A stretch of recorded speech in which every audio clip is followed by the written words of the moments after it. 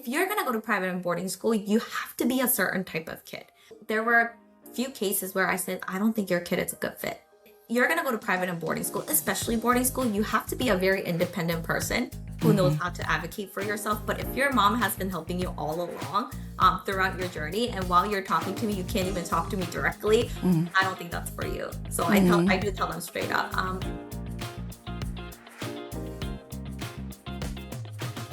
Hi everyone, my name is Rachel. I am currently teaching math in Boston. It's been about 10 years now as well, so I'm a teacher and I'm also a founder and academic consultant for my own company, EduPath Boston. We are a consulting firm where we help students to get into private and boarding schools, especially for middle and high school students. You know, math was my worst subject.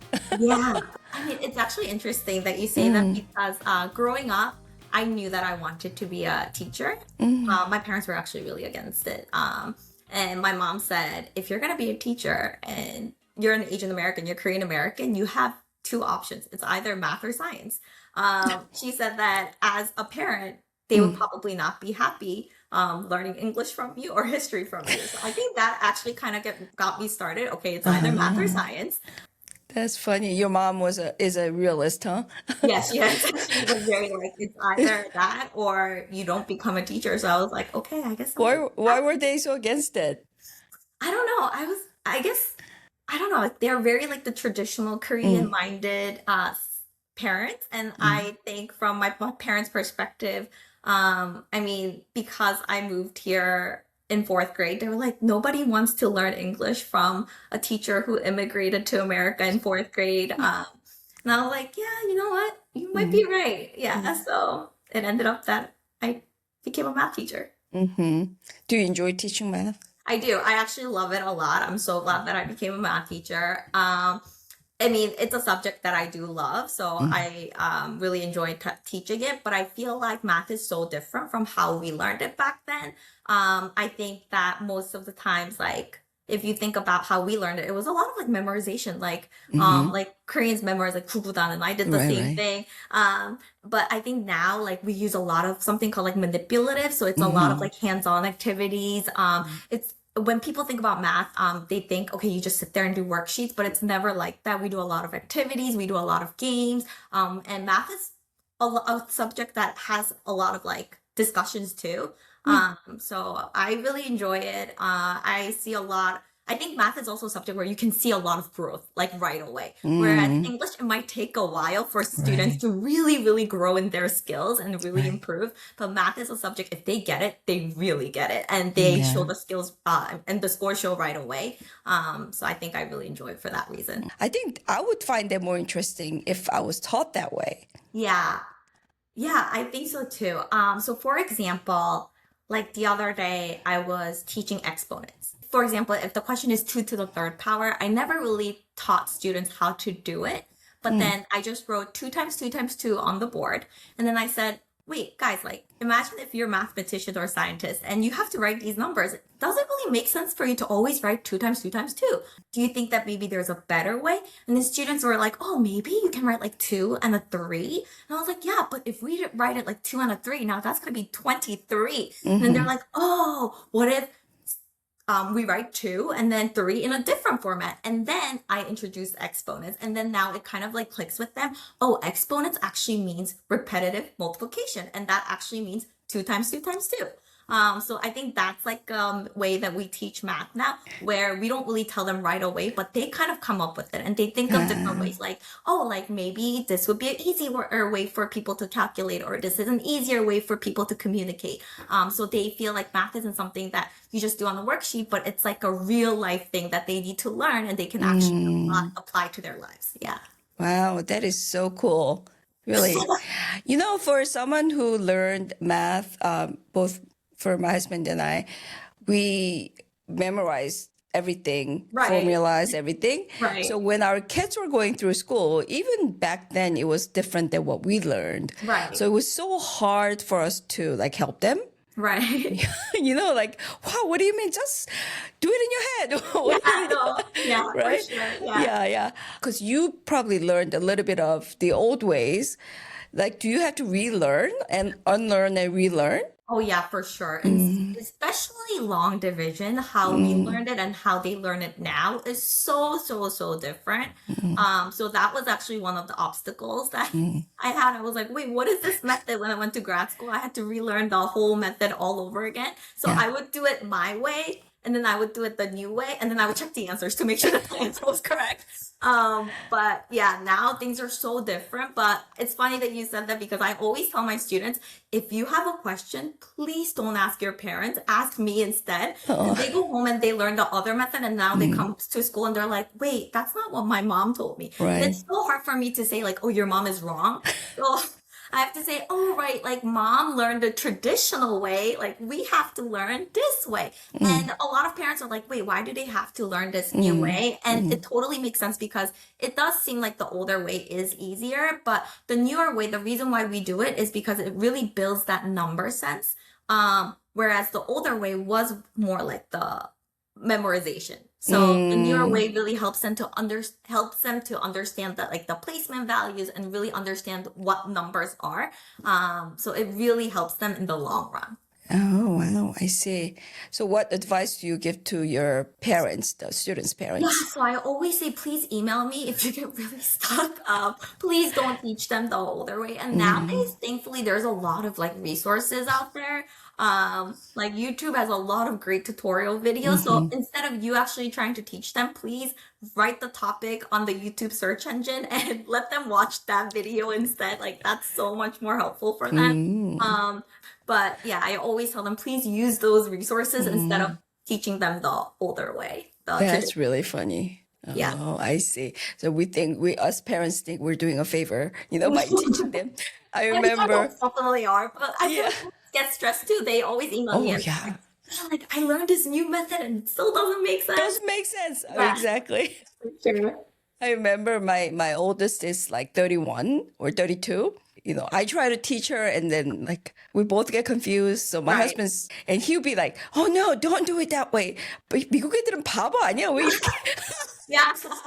No, for sure, for sure. I think Koreans still learn the standard algorithm. Oh, way. do I don't they? think they learn the way that we do. Oh, that's really interesting. Yeah. Yeah. Huh. Because, like the saying is that Korean kids come to the US, to the States, and they're like, oh, we could ace math anytime. But I don't know if that's true. Because, if they learn it differently, then, they might get the right answer, but the process is so different. Right. So that's the interesting thing. So we do teach it in that way in elementary school and usually lower middle school, but we actually go back to the standard algorithm way eventually. And starting like the middle of like seventh grade and even sixth grade, that's one of the things that we do. We do go back to the traditional way. Again, the reason why we introduce it that way in elementary school is to really build that number sense. And starting in middle school, we just assume, okay, you have that number sense. And now by using those skills, you need to solve harder problems. Like if you're going to factor, like now you can't really do that anymore. You need to do the more like quick and efficient way. So it is kind of true that Koreans come here and they do very, very well when it comes to equation or like number questions. They do struggle more with like word problems. Oh, yeah. But I have like Korean immigrant students every year pretty much. And they do great at math. Yeah. Good for them. Yeah. Is the demographic of the school that you're at pretty balanced, or is it more Caucasian? What's the population? So I love my school for that reason. It's actually 85%, I would say, white, and like the rest is Asian. So it's a very interesting town. It's either white or Asian pretty much. There's barely like any other type of ethnicities. But yeah, so 85% white and 15% pretty much Asian. Or 14% and 1% other, yeah. Where's everybody else? But I think my town is very unique in that way. And I think that's what drove me to work for this town. And that's why I wanted to work here as an Asian teacher. And I'm actually the only Asian teacher in my school, other than the Mandarin teacher, and my principal. Yeah. Oh, your principal is Asian? Yeah, he's Chinese. Oh, Yeah. nice. So do you really see there's a difference, not only in the students, but with the parents as well, how they approach education? In terms of, Like everything, like how the homework, the projects, how they talk to the teachers, expectations. so before this, I used to work for like a town that wasn't where the academic wasn't so rigorous, and they had a little bit of a lower school rating, whereas this town is one of the most like well-known towns in Massachusetts, and it's one of the most like rigorous towns, and it's always in academically top 10 all the time listed. So I would say in this town especially, the parents are they have high standards. So the way that they approach the teachers is very different. The way that they approach like the academics and just the extracurricular, I feel like it's just above, and yeah, it's just very different. I don't know if that answered your question. Because that's always kind of interesting for me, those scores. Does that really make a difference? Like, 'cause, like Korean parents, we always want to put our kids in the top The best school district. district. Yeah, right. Yeah. I think it does make a difference. I think that the way that school approaches things is very different. The way that the school supports students is very different. The fact if the town is doing well, then that means that the administrators are going above and beyond to really support the individual needs. And that's why that town is doing well on like state tests and different things. But also more than that, I think it's more like the way that students motivate each other. I think that's the biggest thing. Like when you surround yourself with the students who are also like, oh, like I have this dream, or I want to do this, I want to do that. I think that motivation really matters, and they motivate each other. And I think that's why students want to be in those like great towns. And I feel like that's the biggest difference that I've seen between the two districts that I worked at. So the drive and the support. Yeah, for sure. And the environment. And the involvement from the parents is actually really different too. Whereas the other town, the teachers, whenever they needed something, it was really hard to get the funding for it, or it was really hard to get the materials. So a lot of the times it was like out of my own pocket. It was more like I had to figure it out. Whereas like in a town like this, I think it's very hey, just say it and we'll give it to you kind of thing. And the parents actually had a meeting with us recently where, okay, like there are these type of activities for history, there are these type of activities for science or math, like outside of school, and there are these type of events. Like you guys just tell us and we'll plan it and we'll take the kids. So the parents are very involved, and the parents want their kids to be successful. So they are trying their best to make that happen. And that support really helps the school and the teachers. And I think that's what makes the ranking great as well. Yeah. I see. So does it start in middle school, or because I know high school, when you get to high school, the disparity between the top students and the average student, let's say, is huge in support in classes and everything. Do you see that in middle school? Yeah, for sure. So in my school, for math especially, after sixth grade, you actually get divided into 3 different levels. So after sixth grade math, you can either go into advanced algebra or pre-algebra. So I mean, being in this town, everyone wants to be in advanced algebra. But and it's so hard because I'm the teacher that has to break the news. Like, sorry, like you're not gonna go into advanced algebra. And then I feel like sometimes I make a joke with my teacher friends that I feel like the Harvard admission officer, because I'm like telling them the first time that, all right, like that's not it. But I feel like the disparity definitely happens in 7th grade. And that's something that actually I don't like about my school. And I make that very clear. I feel like it's too early for 7th graders to feel that already. And it's too early for them to decide where you go in math levels. Yeah. Yeah. I have 4 kids and they're all grown. Yeah.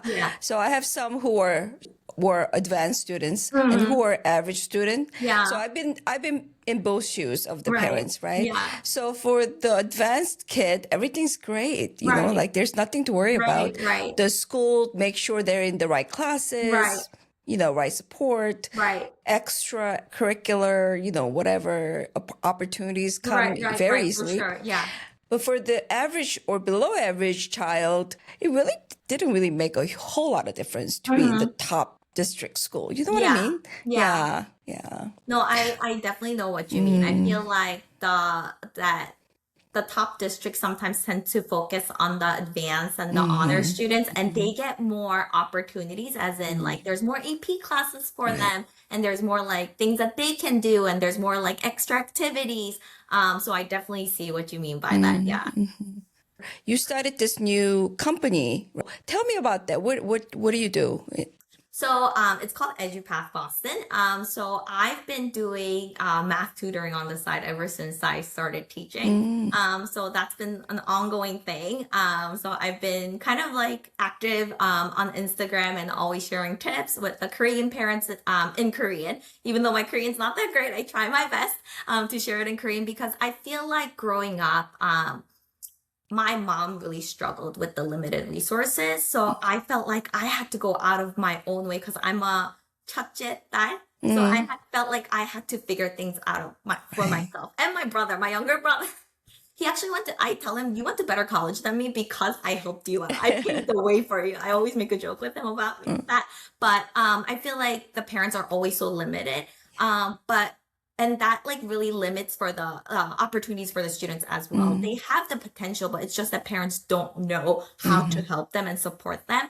And I saw that a lot while I was math tutoring, especially with the Korean parents. And I did a lot of like consulting over the phone, the ones that I tutor, and they would actually express similar concerns, like something like, I don't know how to help them. Something like, can you help me with extracurricular activities? And then one thing that I saw was they all wanted to kind of send them to private and boarding schools. But they just didn't know where to start. And also a lot of the programs are very, very expensive. But as a teacher in one of the top districts, I've been writing recommendations all along. So I thought, wait, why are you going to them and why are you doing this when that's actually not right? So I was like, wait, maybe I can help them out. So that kind of got my brain thinking. And then I ended up launching this business to really help out the Korean parents. So I'm only helping the Korean parents at this point.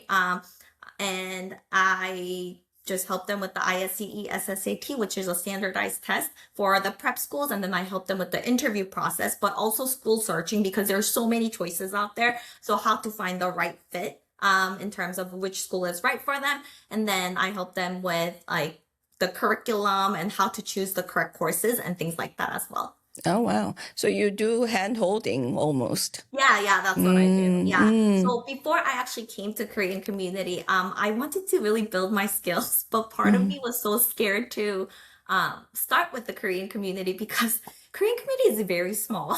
So part of me was like, what if I started here and then I'm not able to send the kids to their dream school, then my reputation is going to be ruined. So actually past 2 years, I've been helping the students nearby my town, not my current students, but in other towns. So I've built my reputation there and I built my specs and how to really run this business. And then now I'm starting with the Korean parents.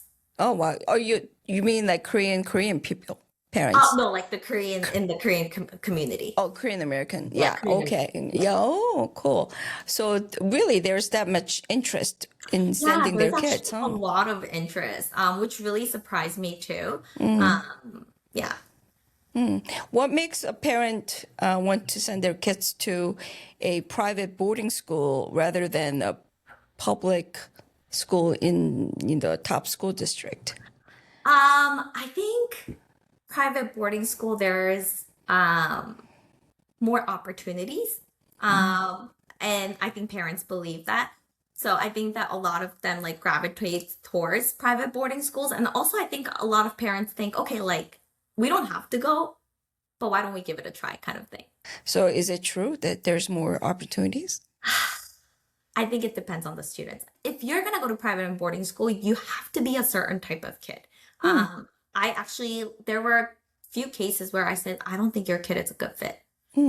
Because if you're going to go to private and boarding school, especially boarding school, you have to be a very independent person who knows how to advocate for yourself. But if your mom has been helping you all along throughout your journey, and while you're talking to me, you can't even talk to me directly, or even because there is a question in there that I asked them when I first meet them. And if you can't really answer those questions for me, I don't think that's for you. So I do tell them straight up. And public school, you still have good chances. Like just because you go to private and boarding, that doesn't mean that you're going to get into Ivy League. Sometimes it's more challenging because those schools are competitive. So that means that everyone there is probably really, really smart. So you have to stand out amongst those peers. But it is true that I can say that there are more opportunities in private and boarding. For example, like in private and boarding, if you pass the placement test, then you can take pre-calculus as a ninth grader, which is pretty much unheard of in any public schools. Yeah. So in terms of that, there are more opportunities, which means that by the time you get into like 11th and 12th grade, you can really take those college courses that can make you stand out. But again, you have to go to the right school. And I think that's something that I emphasize to parents, and that's something that I've been helping them with. So this summer, my goal is to actually visit those schools myself and meet with different people and different admission officers to really get to know those schools in person. So tomorrow I'm actually visiting Phillips Exeter. So hopefully I can have more great information for Korean parents and great insights. Nice. What makes a good candidate for these boarding private schools? Someone who is ambitious, someone who is independent, someone who actually wants to go. So if your parents want you to go, that's probably not a great idea. It's something that you would want to do. And you should have a clear reason as in why you want to go. Like, for example, you don't want to be in public school anymore because you don't like that the school sizes are so big, and you would rather be in a smaller knit community where you can really thrive, and where it's more based on discussion and not like taking tests. I don't know, maybe the private school and boarding school that you're looking into is more project based. If you have that clear reason as in why, then you would be a good candidate. But if you're just like, hey, like if I get into that school, I heard that top 30% goes to Ivy League and that's why I want to go, I would say you're not a good candidate at all. Interesting. Because I mean, knowing the kids, I would think the latter would be bigger group than the first group. Yeah. And I think the admission officers are very good at spotting that through essays and through interviews. And I think that's why private schools do those things. So if you think about it logically, private school grades are based on your, I don't know, the previous two grades. So maybe 6, 7, 8 if you're applying for high school.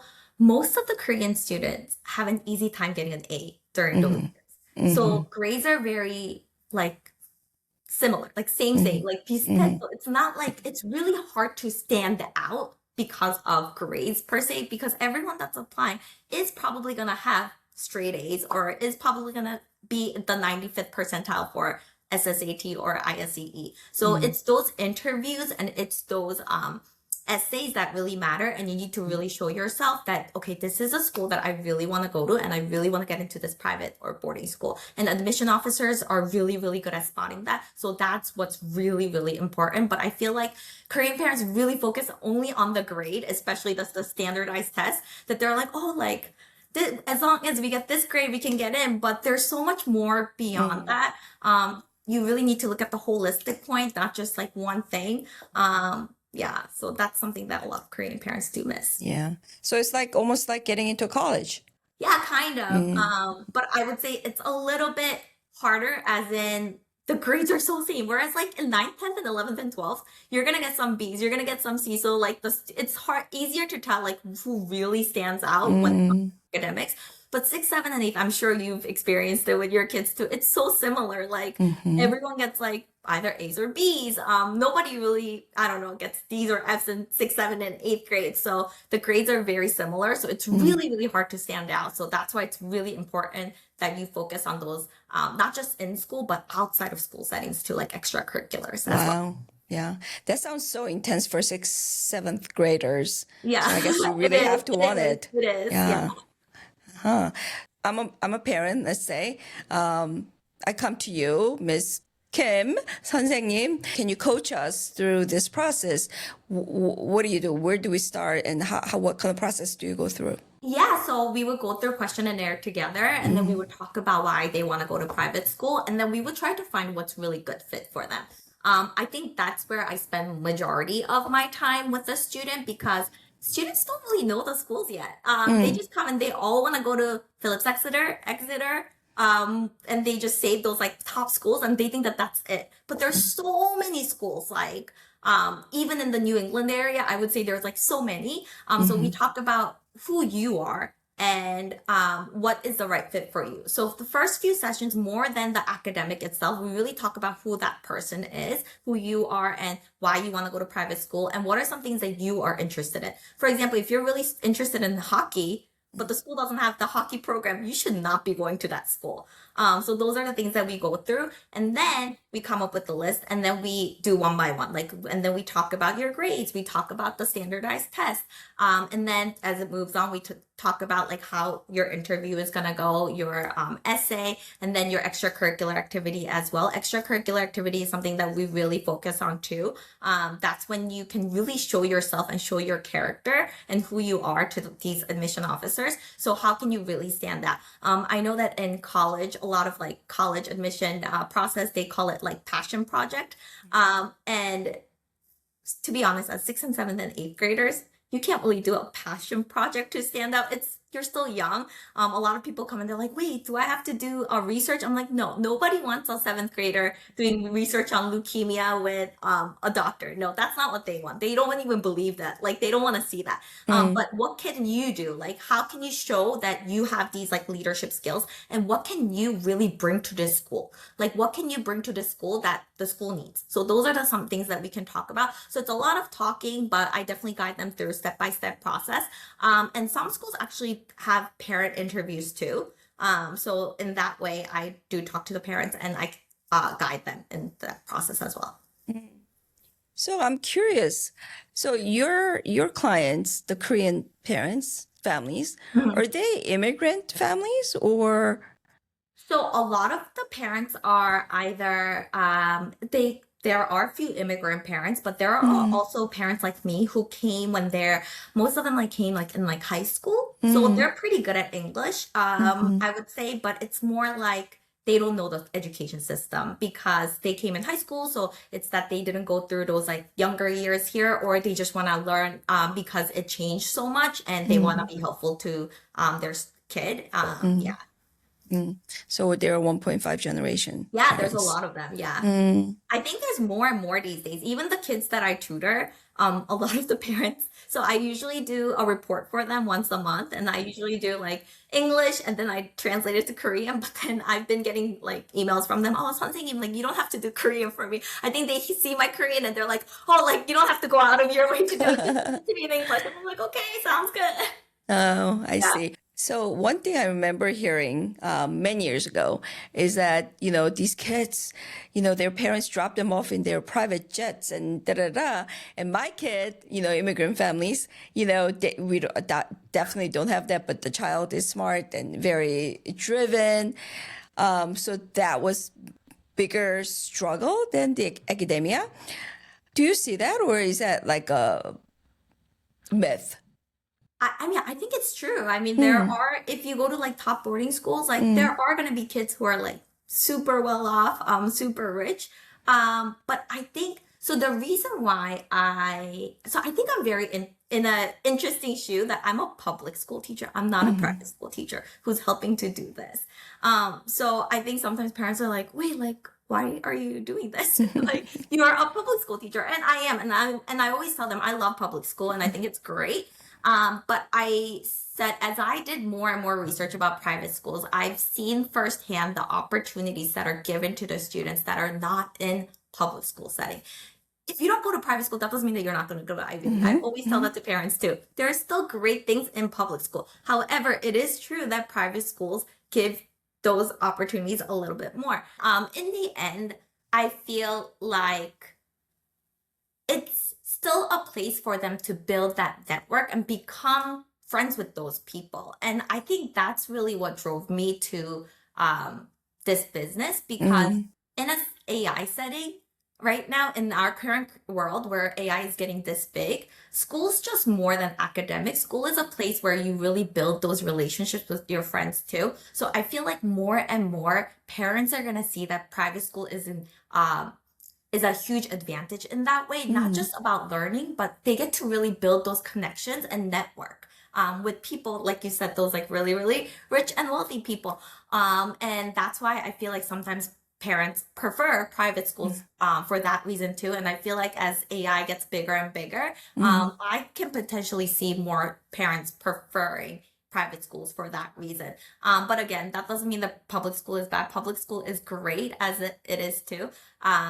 I just thought that I can help a lot more. If so many Korean parents are interested in private schools, why don't I just help them? Because I know all the insights and I know exactly what the schools are looking for as someone who is writing these recommendations. So that's how I ended up starting it. Cool. Yeah. Yeah. I mean, it's a different path and it's a personal choice, I guess, right? Right. A No, value it is. Yeah. for the families. For sure. Yeah. Would you consider sending your children to these private boarding schools? I would have to actually see what type of girl she is. I think that's the biggest thing. If she is someone that's able to handle it, then maybe. But she's currently 22 months. So far, her favorite word is no. So I don't know. We'll have to see what type of person she becomes. Yeah. Yeah. You have some time too. Yeah, I do. So, Rachel, tell me about your upbringing. Yeah. So I think I said it briefly before. I think growing up, I always felt like I had to pave my own way. So I actually came to the States when I was in fourth grade.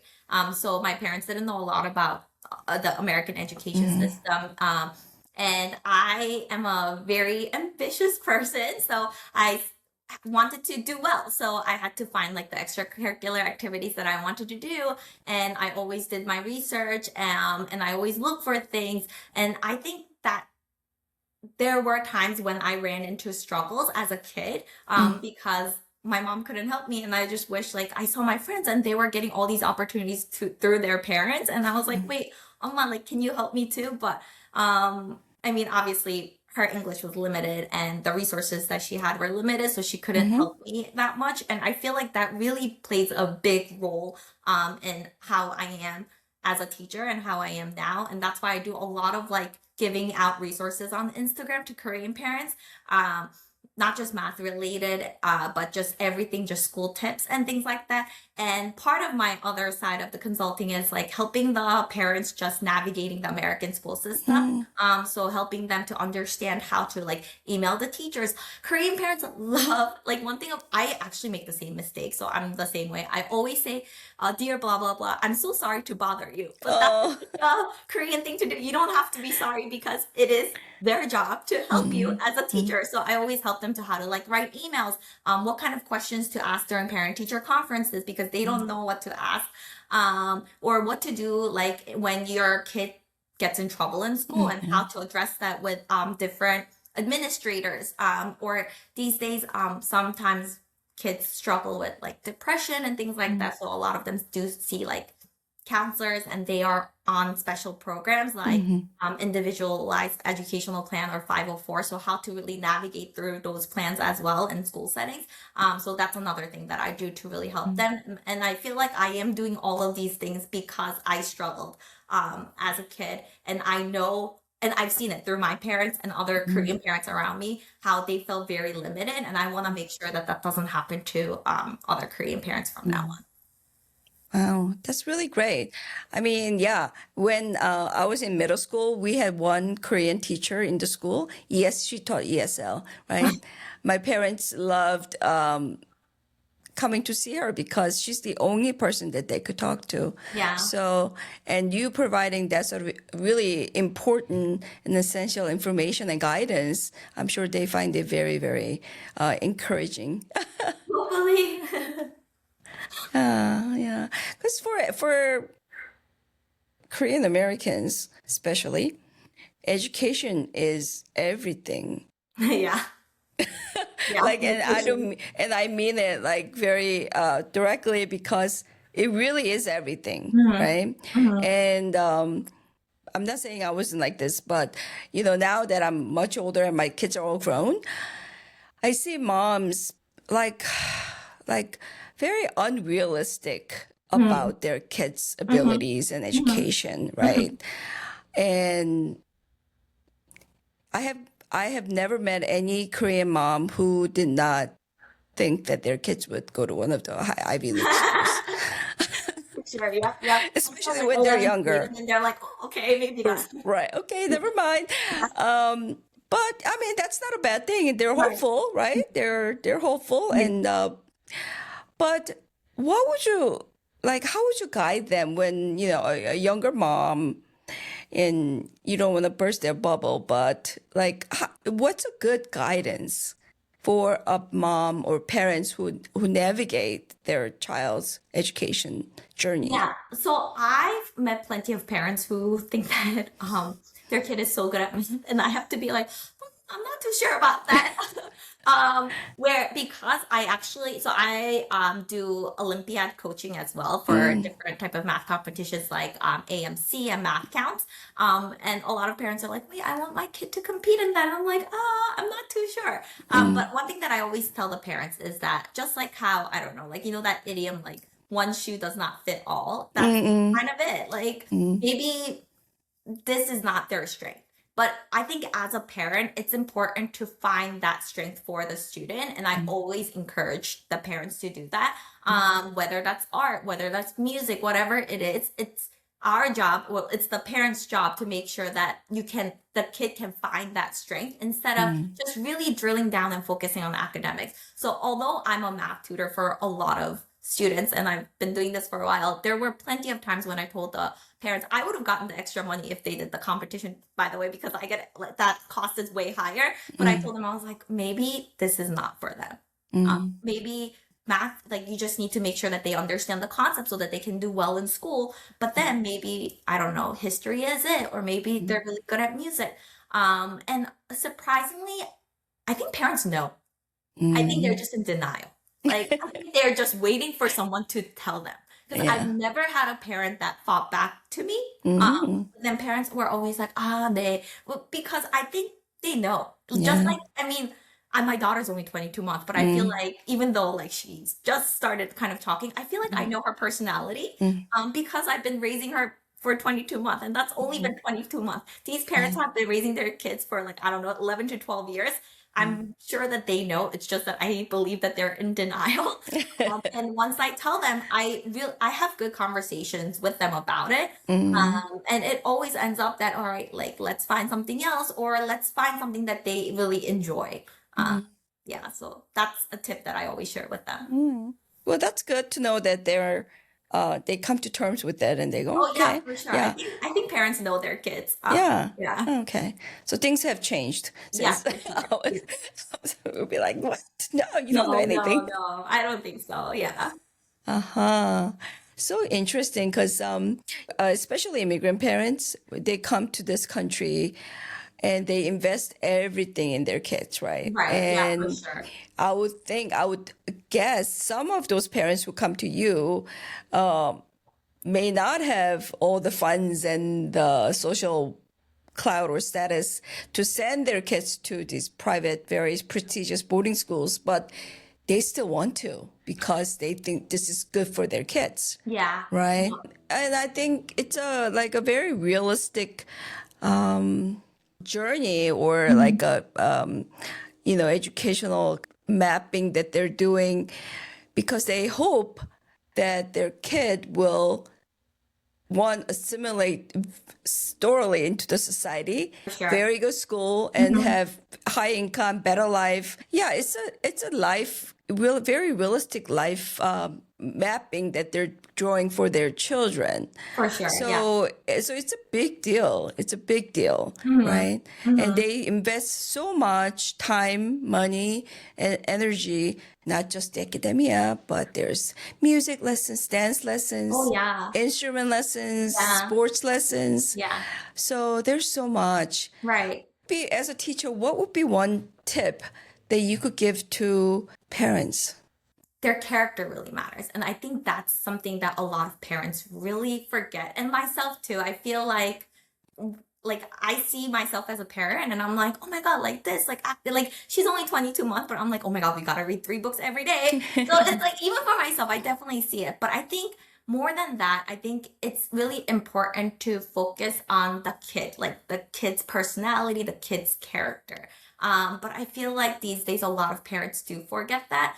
It doesn't matter if you're not applying to private school or going to those prestigious schools, but that character is gonna be built now, and that's what's gonna lead them for the rest of their life, and that's what they're really gonna bring to this society.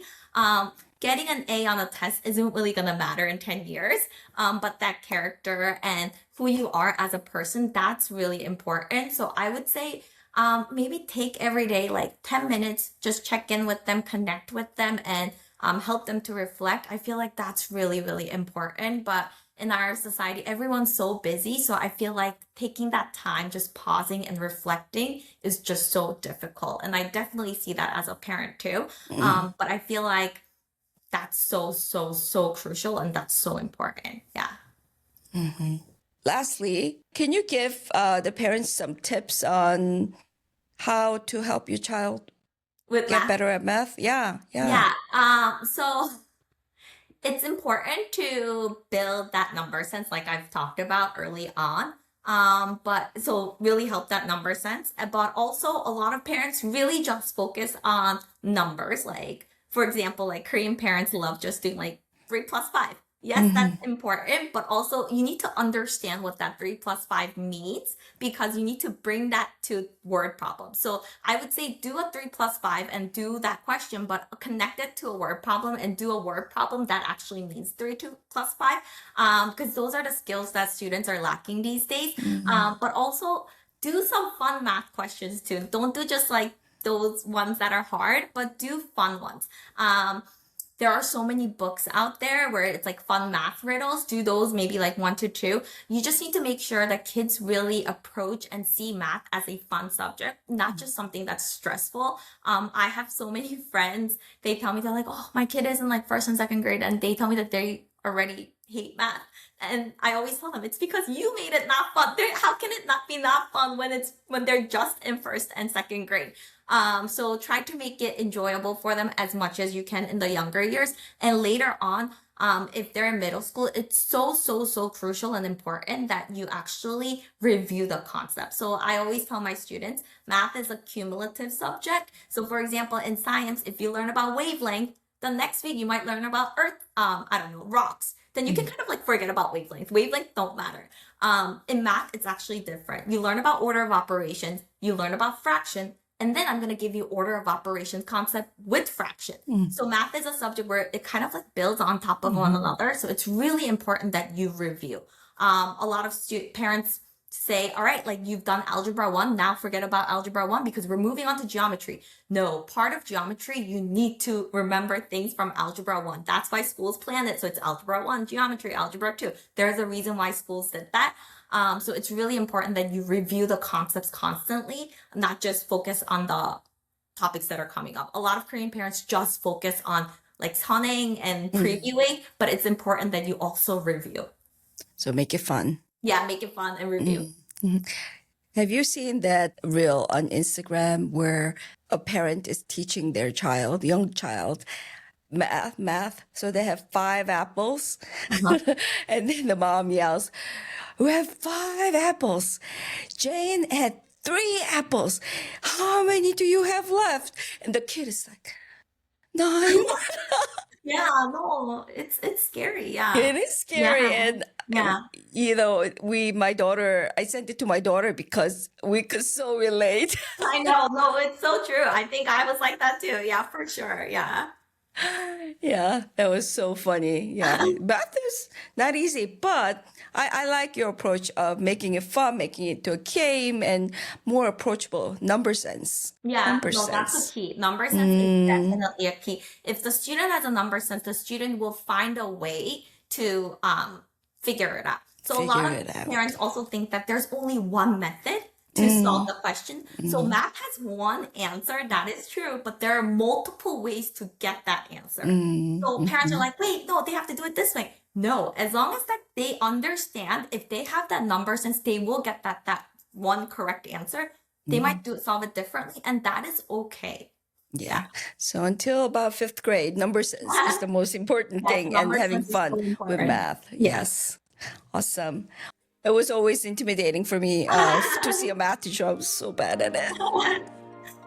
Take 1.5 podcast listeners will have information how you could reach Rachel Kim if you ever needed consultation or any advice on your child's education journey. And I really enjoyed having this conversation with you, Rachel. Thanks so much. Thank you so much.